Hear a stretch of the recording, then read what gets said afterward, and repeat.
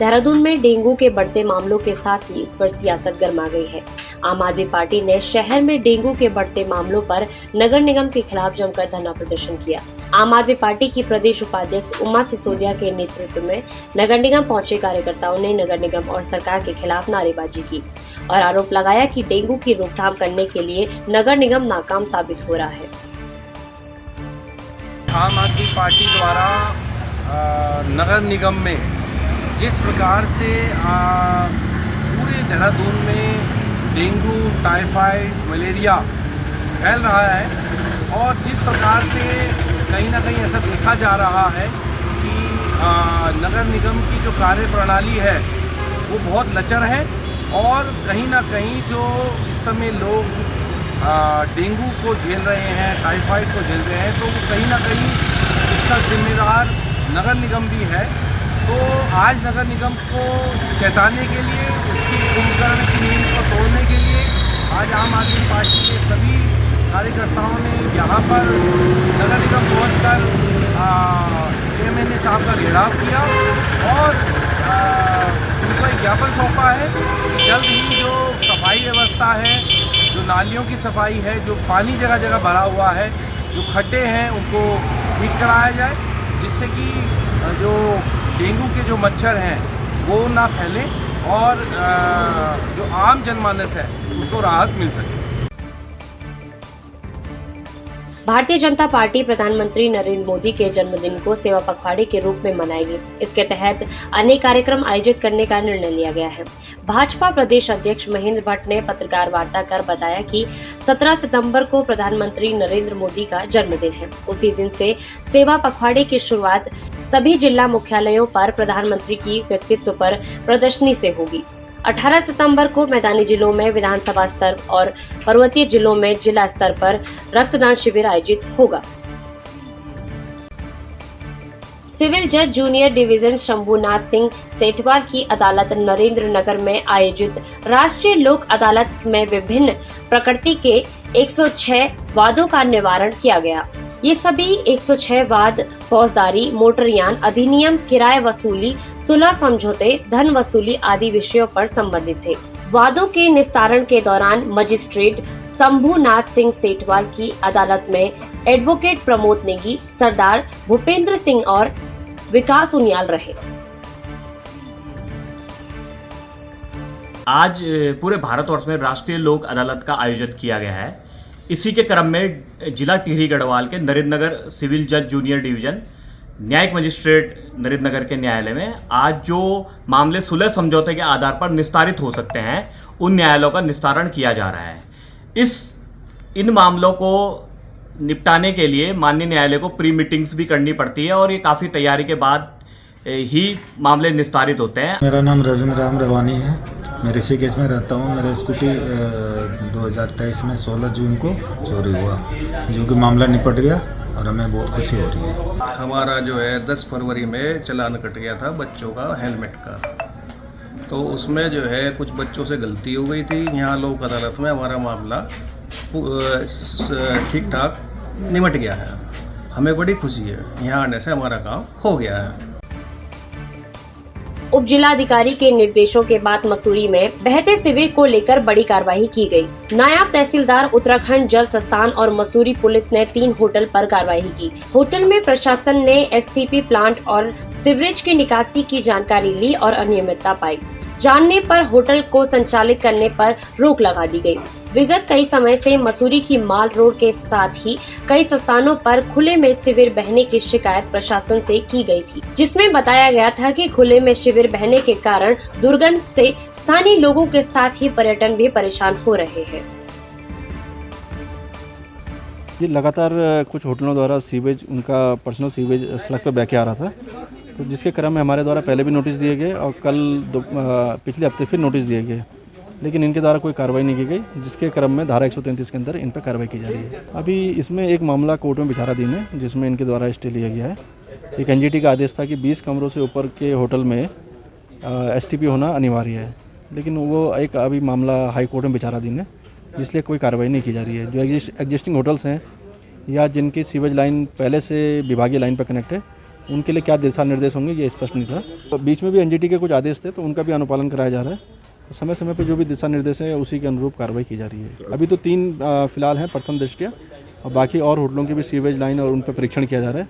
तदनुसार उनको नोटिस देकर उन पर कार्रवाई की जाएगी। इनके द्वारा सीवर का डाला जा रहा था, इसलिए इसको देखा जा रहा है। इसमें इनके खिलाफ जो है होटल पार्क है, drive in air, hotel mosaic, ये जो है निशन हटाने के लिए उनको जो है वो कार्रवाई की जा रही है। जो इनके द्वारा जो जल संस्थान जिनकी होती विकास विभाग है, पुलिस विभाग, जैसे जैसे शिकायतें प्राप्त होंगी या जांच चलती रहेंगी तो कार्रवाई चलती रहेंगी। निश्चित ही यहाँ पिक्चर पैलेस पे जो यहाँ पे जो सीवर जो है लगातार मुझे लगता है कि लगभग 6 महीने से ऊपर हो गया होगा। 6 महीने से रुक कर जो है यहाँ पर सीवर बहता था, और एसडीएम मसूरी द्वारा स्वयं भी इसका निरीक्षण किया गया सैटरडे को। और कल जब दोबारा से जब जो होटल हैं जिनसे इनका संबंधित सीवर है उनको जब सैटरडे को बताया गया था कि आप इसको ठीक कर दिए, जब उनके द्वारा नहीं किया गया और कल दोबारा से वही स्थिति थी, तो एसडीएम साहब ने उसमें जो है धारा 133 के तहत जो है इनके चालान किए हैं, और जजस्थान ने इसको जो मुझे लगता है अभी उसका एक्शन ले रहे हैं, और सभी लोग यहाँ पर हैं। और देखिए ये खाली बात इस चीज़ की नहीं है कि देखो ये हाइजीन से रिलेटेड है, अपनी स्वच्छता से रिलेटेड है, और मसूरी की छवि को जिस तरह से धूमिल करता है, ये बड़ी बात है। राजधानी दिल्ली में G20 सम्मेलन को लेकर 3 दिन की छुट्टी बताई गई है, जिसके साथ ही पर्यटन नगरी मसूरी पर्यटकों से गुलजार हो गई है, और इस दौरान मसूरी के माल रोड में पर्यटकों की चहल बनी हुई है। वहीं इस दौरान पर्यटक स्थल भी पर्यटकों से गुलजार हो गए हैं। लंबे समय के बाद पर्यटन नगरी में पर्यटकों के आने से होटल व्यवसायों और व्यापारियों के चेहरों पर खुशी नजर आई है। भारी संख्या में पर्यटकों के पहुंचने के कारण जगह जगह जाम की स्थिति बन रही है, जिसे खुलवाने में स्थानीय पुलिस को कड़ी मशक्कत करनी पड़ रही है। साथ ही मसूरी में हल्की बूंदाबांदी के साथ ही मसूरी में चहल पहल बनी रही।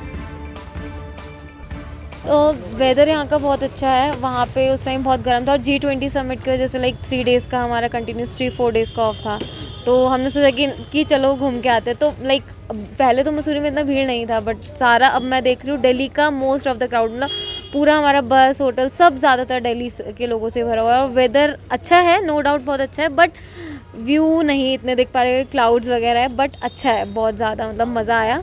मैं तो फर्स्ट टाइम आई हूँ, मैंने देहरादून से कॉलेज किया है, बट मैं फर्स्ट टाइम मसूरी आई हूँ, तो बहुत अच्छा है।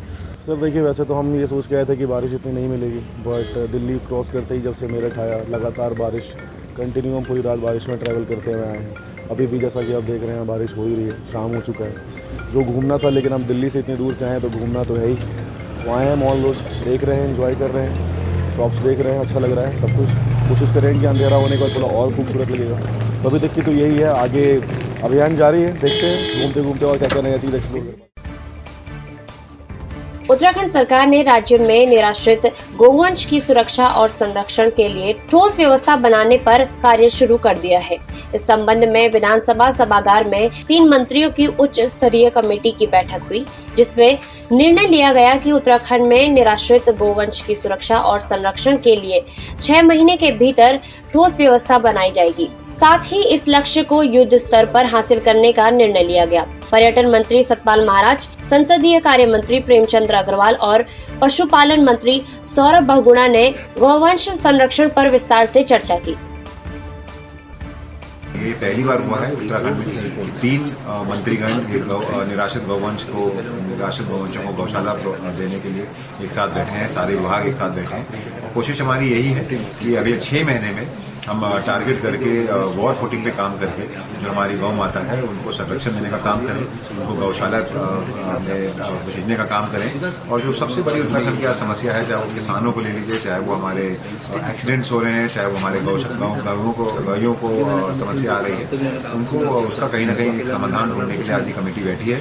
मैं धन्यवाद करता हूँ दोनों मंत्रीगण का, समस्त अधिकारियों का, और उम्मीद करूँगा कि जिस मंशा के साथ ये बैठक हुई है, मंशा भी धरातल पर दिखे। एक मैसेज है पूरे प्रदेश को कि उत्तराखंड देश का पहला ऐसा प्रदेश है जिसने निराश्रित गौवंश को संरक्षण देने के लिए पहल करी है, और उसमें शिक्षण गौवंश की रक्षा करने के लिए, और जो आवारा गौएं जो हैं सड़कों पे घूमती रहती हैं उनकी रक्षा के लिए आज ये बैठक आहूत की गई। और इसमें बैठक में बड़े महत्वपूर्ण सुझाव हमें प्रेमचंद अग्रवाल जी से और सौरभ बहुगुणा जी से प्राप्त हुए हैं। और इसके अंदर निश्चित रूप में जो गौएं हैं जो सड़कों पर नेशनल हाईवेज़ में घूमती रहती हैं, उनको जो है जो गौशाला जहाँ पर विधिवत बनी है वहाँ पर रखा जाएगा। और जहाँ नहीं बनी है वहाँ बनाने का प्रयास किया जाएगा। हमने वॉर फुटिंग में ये काम करने का प्रबंध किया है और इसमें हम जो है अगले तारीख को 9 तारीख को बैठेंगे और पूरी समीक्षा करेंगे। जहाँ गौशालाएं नहीं हैं वहाँ खोली जाएंगी और जहाँ जहाँ बड़े अच्छे तरीके से गौशालाएं काम कर रही हैं वहाँ काफ़ी जानवरों की कैपेसिटी भी है, तो वहाँ पर जानवरों को भेजा जाएगा ताकि गौ रक्षा हो सके। ये हम सब के लिए बहुत ही एक सेवा का कार्य है जिसे हम सब ने करना है। देखिए, उत्तराखंड हमारी देवभूमि है और पूरे देश भर से, बल्कि कई पूरे विश्व भर से हमारे 12 महीने पर्यटक या फिर हमारे तीर्थ यात्री आते हैं और हमारे विभिन्न स्थानों पे आप देखते हैं कि निराश्रित पशु बहुत घूमते हैं, जिसके लिए हमारी सरकार ने और पिछले दिन हमारे माननीय मंत्रिमंडल से एक प्रस्ताव पारित हुआ था कि हम लोग तमाम क्षेत्रों से जितने भी गौवंश हैं उनको एक गौशाला का रूप देके और सभी को वहाँ पे हम लोग शिफ्ट करेंगे। तो आज उसके लिए एक बैठक हुई है। बहुत अच्छे ढंग से यहाँ बैठक में हमारे पशुपालन विभाग, शहरी विकास विभाग और महाराज जी का अपना जो ग्राम्य विकास विभाग है, सभी लोग इसमें बैठे थे। तय हुआ है कि हम लोग जितनी भी गौशालाओं की जो जिम्मेदारी जिलाधिकारी विभिन्न जनपदों के जिलाधिकारी को दी थी, जो ज़मीनों का चिन्हीकरण करके और उसके बाद उसमें आगे की कार्रवाई क्या हुई उसके लिए हमने समीक्षा की है और आज उसकी जो जानकारी मिली है ये शुरुआती बैठक है। मुझे जहाँ तक लगता है ये शायद इस प्रकार की पहली बैठक है। राज्य में औद्योगिक विकास में उत्कृष्ट योगदान के लिए 35 लोगों को औद्योगिक पुरोधा सम्मान से नवाजा गया। राजभवन देहरादून में हुए इस कार्यक्रम में राज्यपाल लेफ्टिनेंट जनरल गुरमीत सिंह ने शॉल उड़ाकर सबको प्रशस्ति पत्र भेंट किए। कुमाऊं मंडल के कमिश्नर दीपक रावत, पूर्व उद्योग निर्देशक सुधीर चंद्र नौटियाल और पूर्व पीसीएस हरबीर सिंह को भी उनके योगदान के लिए सम्मानित किया गया।